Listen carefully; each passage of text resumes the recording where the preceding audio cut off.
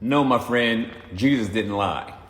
You have an interpretation problem because you haven't established the context.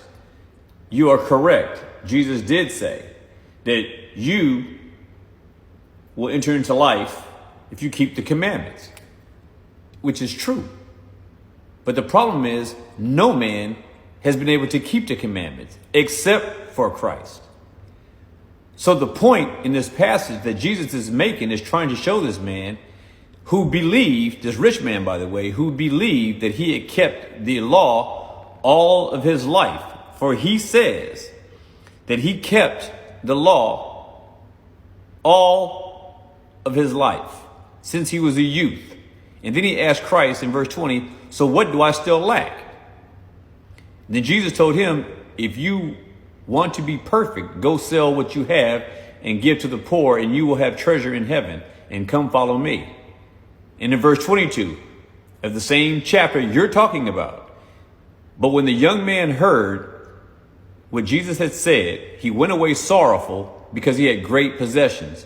This is the same person who in verse 20 had said he had kept the law from his youth. I'm sure you believe that you're keeping the law, but you're not. And no man ever has. And if you haven't, you also need to turn to Christ for the forgiveness of your sins and submit to him as being the only one who has kept God's law and through whom we find acceptance with God because we are viewed by God the same way he sees his son once we put our faith and trust in him. This whole passage, Christ was dealing with a rich man. And then he goes on to say that it is easier for a rich man to go through, it is easier for a camel to go through the eye of a needle than for a rich man to go into heaven. So there you have it. The whole context. Jesus did not lie.